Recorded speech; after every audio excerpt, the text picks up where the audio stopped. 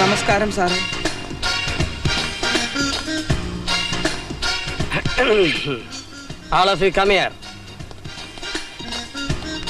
എവിടെ പുതിയ കമ്പനിയുടെ രേഖകൾ? എനിക്ക് കമ്പനി ഒന്നുമില്ല, കമ്പനി ഉള്ളത് ഇവർക്കാ. ഡോക്യുമെന്റ്സ് എല്ലാം കീറിയാം. ഗുഡ്. അടിയിലൂടെ എന്തെങ്കിലും പാരയുണ്ടോ എന്ന് ഞാൻ പിന്നീട് നോക്കിക്കോളാം. എന്തായാലും കമ്പനിയോട് നോക്കിക്കോളൂ. മിസ്റ്റർ അഥവർണൻ, മനസ്സിലായില്ലേ? ഇംഗ്ലീഷിൽ പറഞ്ഞാൽ ഡെറ്റർ, കടക്കാരൻ. ഇയാൾ ഉത്തമർണൻ, ക്രെഡിറ്റർ, അതായത് കാശ് കിട്ടാനുള്ള വ്യക്തി. ഞാൻ ചോദിക്കുന്ന ചോദ്യങ്ങൾക്ക് അധമർണനും ഉത്തമർണനും ഞൊടിയിടയിൽ മറുപടി തരണം. അതായത് ആലോചിച്ച് കള്ളം പറയരുത്. മനസ്സിലായോ? മനസ്സിലായി. എന്ത് മനസ്സിലായി? ആലോചിച്ച് കള്ളം പറയരുതെന്ന്. നോ, ആലോചിക്കാതെയും കള്ളം പറയരുത്. നിങ്ങൾ കമ്പനി വിടുമ്പോ എത്രയായിരുന്നു കമ്പനിയുടെ കടബാധ്യത? 2 കോടി. Liquid cash or solid kind? 2 കോടി. കമ്പനിയിൽ പോകാതിരുന്നിട്ടും മേനോന്റെ മകളുടെ കല്യാണത്തിനു വേണ്ടി ബാങ്കിൽ ഇട്ടിരുന്ന 20 ലക്ഷം രൂപയും പിൻവലിച്ചല്ലോ. തലയാട്ടിയാ പോരാ, എനിക്ക് ആടാത്ത മറുപടിയാണ് വേണ്ടത്. ആ തുക നിങ്ങൾ എന്താവശ്യത്തിന് ചെലവഴിച്ചു? കമ്പനിയുടെ കടങ്ങൾ വീട്ടാൻ. കറക്റ്റ്, എല്ലാം കോടതി പറഞ്ഞ പോലെ തന്നെ ഉണ്ട്. പക്ഷെ എനിക്ക് അതല്ല വേണ്ടത്. നിങ്ങളൊരു സൂത്രശാലിയാണെന്ന് എനിക്കറിയാം. ദൈവമേ, ഞാനോ? ആരോട് ചോദിച്ചാലും എന്നെ കുറിച്ച് അറിയാം. എന്റെ ജീവിതം ഒരു തുറന്ന പുസ്തകമാണ്. തുറക്കുന്നേ കൊള്ളാം, മലർന്ന് കീറി പോകരുത്. പുസ്തകം അടച്ചു വയ്ക്കൂ. ബൈ ദി ബൈ, സർവ്വ സ്വത്തുക്കളും സ്വന്തം ഭാര്യയ്ക്ക് ഒരു അർദ്ധരാത്രിയിൽ ഇഷ്ടദാനമായി എഴുതി കൊടുക്കാൻ മിസ്റ്റർ നായരെ പ്രേരിപ്പിച്ച തരളിത വികാരം എന്താണ്? സീത സ്നേഹപൂർവ്വം എന്നെ നിർബന്ധിച്ചു. എപ്പോൾ, എവിടെ വെച്ച്? ഇടപ്പറയിൽ. നേരത്ത്. എന്നിട്ട് രണ്ടുപേരും കൂടി ജോയിന്റ് പെറ്റീഷൻ കൊടുത്ത് ഡിവോഴ്സും ചെയ്തു. Thank you. Your arguments are exaggerated, capricious and ridiculous. സൂക്ഷിക്കണം. മിസ്റ്റർ ബാലേന്ദ്രൻ, പ്രധാന ഉത്തമർണൻ, ഇയാൾ പറഞ്ഞതൊക്കെ ശരിയാണോ? പച്ചക്കള്ളമാണ് സർ. ഞങ്ങളുടെ സ്വത്തുക്കൾ തട്ടിയെടുക്കാനുള്ള ചതിയും ഗൂഢാലോചനയുമാണ് ഇതിന്റെ പിന്നിൽ. Fraudulent misrepresentation of facts, IPC section 4. വകുപ്പുകൾ ഞാൻ പറഞ്ഞോളാം, അതെന്റെ ഇഷ്ടം പോലുണ്ട്. ബാർബർക്ക് രോമത്തിന് പഞ്ഞുണ്ടാവില്ലല്ലോ. മിസ്റ്റർ ബാലേന്ദ്രൻ, ഒരു കാര്യം ഞാൻ ഓർമ്മിപ്പിക്കുന്നു. കടബാധ്യതകൾ തീർക്കാൻ നിവർത്തിയില്ലാത്ത പാപ്പരായ ഒരു സാധു മനുഷ്യനെ കോടതി വ്യവഹാരങ്ങളിലൂടെ ശാരീരികമായും മാനസികമായും പീഡിപ്പിക്കാൻ വേണ്ടി സമർപ്പിക്കപ്പെട്ടതാണ് ഈ ഹർജി എന്ന് കോടതിക്ക് ബോധ്യം വന്നാൽ section 468 of Indian penal code പ്രകാരം നിങ്ങൾക്ക് കിട്ടും 3 വർഷം തടവും കൂടെ നല്ല പിഴയും. ഈ ഫോളോ മീ. അത് മതി സാർ. പ്ലീസ്. ഞങ്ങളുടെ പൈസ തിരിച്ചു കിട്ടുമോ sir? Let me see. Mister Nair, എന്താ? ഭയപ്പെടണ്ട. ഇഷ്ടദാനം എഴുതിയതും വിവാഹമോചനം വഴി പാപ്പരായതും നിയമത്തിന്റെ പഴുതിലൂടെ രക്ഷപ്പെടാനാണെന്ന് കോടതിക്ക് ബോധ്യം വന്നാൽ സെക്ഷൻ 4 ഓഫ് ഇൻസോൾവൻസി ആക്ട് പ്രകാരം നിങ്ങളുടെ സകല വസ്തുവകകളും കോടതി ഏറ്റെടുത്ത് ഇവർക്ക് വിതരണം ചെയ്യും. You understand? എല്ലാവർക്കും പോകാം. ഞാൻ വിളിക്കുമ്പോൾ വരണം. ചിലപ്പോ വിളിക്കാതെയും വരേണ്ടി വരും. ഞാനൊരു പാവം നായരാണ് സാർ. കമ്മീഷനെ സ്വാധീനിക്കാൻ ശ്രമിക്കരുത്. You understand? You go man.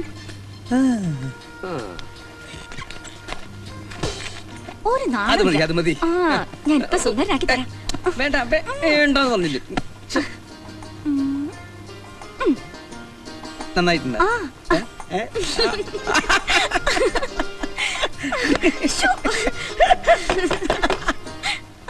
ആരാത്? വേണ്ടപ്പെട്ട ഒരാളാ. വേണ്ടപ്പെട്ട ആളാന്ന് പറഞ്ഞാൽ വേണ്ടപ്പെട്ട ഒരാള് രമേശൻ. അവന്റെ ചില സമയത്ത് തമാശകൾ കാണണം, നീ കണ്ടല്ലേ?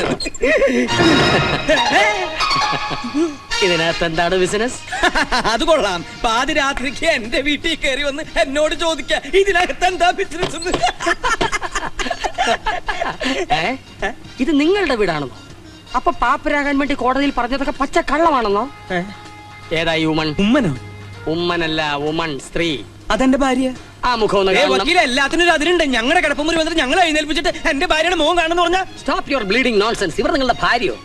കോടതി രേഖകൾ പ്രകാരം Hindu marriage act section 13B അനുസരിച്ച് ഈ സ്ത്രീയെ നിങ്ങൾ 31/3/97 മോർണിംഗ് 11:30 ഡിവോഴ്സ് ചെയ്തു. You follow me? എന്നിട്ടും ഈ സ്ത്രീയുമായി നിങ്ങൾക്ക് എന്താ ബന്ധം? യാതൊരു ബന്ധമില്ല. Then this is house trespassing in the midnight, which is punishable under section 456 of IPC. പാതിരാത്രിയിൽ പരസ്ത്രീയുടെ പട്ടുമെത്തയിൽ പള്ളി ഉറങ്ങാൻ ഒരു സാധാരണ പൗരന് അവകാശമില്ല. പിന്നെയാണോ ഒരു പാപ്പർക്ക് പാപ്പരെ 3 വർഷം തടവും പിഴയും.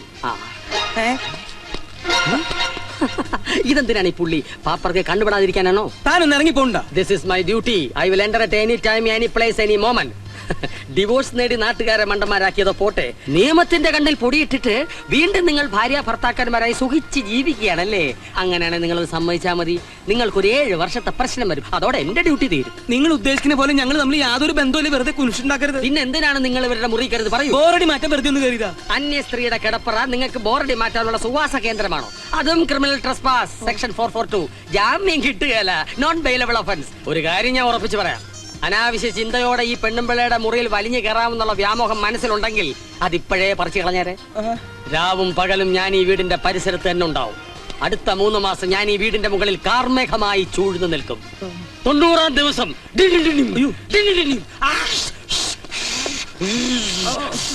ഒരു പേമാരിയായി പെയ്ത് താഴേക്ക് ഇറങ്ങുമ്പോൾ തോക്കുകൾ പലരും കടപുഴകി വീഴും. വീണവൻ കൈയോടെ കാരാഗ്രഹത്തിലാവും, വീഴാത്തവന് കോടതിയുടെ കാരുണ്യം കിട്ടും. You understand? വേഗം സ്ഥലം കാലിയാക്ക്. കുറച്ച് കഴിഞ്ഞിട്ട് പോയാ പോരെ? ഇപ്പൊ തന്നെ വേണം. Get out. നിങ്ങൾ അകത്ത് വാലടിച്ചോളൂ. നിങ്ങളോടല്ല, നിങ്ങൾ പുറത്തേക്ക് പോകണം. Clear the place.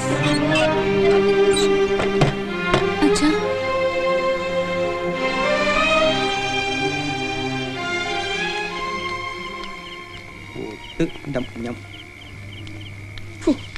അധമർണം നായരെ, ദാമ്പത്യത്തിന്റെ ആദ്യത്തെ കല്ലിളകി വീണു അല്ലേ? സ്വന്തം വീട്ടിൽ കയറി ചെല്ലാൻ പറ്റില്ല എന്ന് വെച്ചാൽ എന്താ ചെയ്യുക? എനിക്ക് ജീവനുണ്ടെങ്കിൽ ഞാൻ എന്റെ വീട്ടിനകത്ത് കയറും. ഞങ്ങൾ ഒരുമിച്ച് കഴിയും. പ്രതാപസിംഹമല്ല, അവന്റെ അച്ഛനെ വിറ്റ കാശ് എന്റെ കയ്യിലുണ്ട്. അതെ, വിറ്റ കാശ് എണ്ണി നോക്കുമ്പോ 500 രൂപ കൂടാൻ പാടില്ല കേട്ടോ. നമ്മൾ 500-ന് താഴെ വിലയുള്ള പാപ്പരാണ്. നീ പോടാ. ഞാൻ തുടങ്ങിയിട്ടേ ഉള്ളൂ. ഇതിലും വലിയ ആപത്തുകൾ തനിക്ക് വരാനിരിക്കുന്നേ ഉള്ളൂ. മിസ്റ്റർ മാധവൻ നായരും നിങ്ങളുടെ ഹസ്ബൻഡും തമ്മിൽ വളരെ അടുപ്പത്തിലാണ്. അതെ. ഏതെങ്കിലും സന്ദർഭത്തിൽ മിസ്റ്റർ മാധവൻ നായർ നിങ്ങളുടെ അച്ഛനുമായി വഴക്കൂടിയിട്ടുണ്ടോ? ഇല്ല. ദാറ്റ് മീൻസ് ഒരു കുടുംബം പോലെ വളരെ സ്നേഹത്തിലാണ് നിങ്ങൾ കഴിഞ്ഞിരുന്നത്. അതെ സർ. നിങ്ങൾ പറഞ്ഞതുപോലെ മാധവൻ നായർ നിങ്ങളെ ചതിച്ചതാണെങ്കിൽ അതിന്റെ മോട്ടീവ്, ലക്ഷ്യം എന്താ? ആരും ഒന്നും മിണ്ടാത്തത്? സ്ഥാപനത്തിന് അപ്രതീക്ഷിതമായി കുറെ ബാധ്യത വന്ന് കയറിയപ്പോ അദ്ദേഹത്തിന് ഇങ്ങനെ ഒരു കുബുദ്ധി തോന്നിയതാവും എന്നേ പറയാൻ പറ്റൂ. That's only A possibility. അത് മുഖവിലക്കെടുക്കാൻ കമ്മീഷന് കഴിയില്ല. Okay, thank you very much. ഞാൻ ഇറങ്ങുകയാണ്. ആവശ്യപ്പെട്ടാൽ ക്വസ്റ്റ്യനിങ്ങിന് ഓഫീസ് വരെ വരേണ്ടതായിട്ട് വരും. സാർ കുടിക്കാൻ എന്തെങ്കിലും? സോറി, കൃത്യനിർവഹണത്തിനിടയ്ക്ക് ഞാൻ ആരുടെ ഔദാര്യങ്ങൾ സ്വീകരിക്കാറില്ല. That's my policy. വരട്ടെ.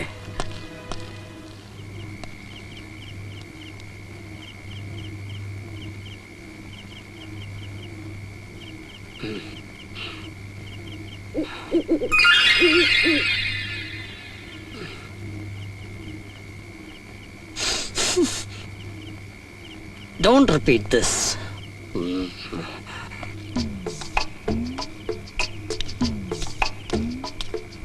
സീതേ, സീതേ, ഞാൻ വന്നു. വാതില് തുറക്ക്. ആ കള്ളസിംഹം കാണാണ്ടാ ഞാൻ വന്നേ. തുറക്ക്. പാപ്പരേ, ഇവിടെ വരൂ. Lurking in houses by midnight. അർദ്ധരാത്രിയിൽ നിഗൂഢ ലക്ഷ്യങ്ങൾക്ക് വേണ്ടി അന്യവീടിന് പരിസരങ്ങളിൽ മറഞ്ഞു നിൽക്കുക. വകുപ്പ് ഏതാണെന്നറിയോ? IPC section 356. തനിക്ക് ഭാഗ്യമുണ്ടെങ്കിൽ 3 കൊല്ലം വരെ കിട്ടും. ഇനി പോകാം. അങ്ങോട്ടല്ല, ഇങ്ങോട്ട്. ലർക്കിംഗ് ഹൗസ്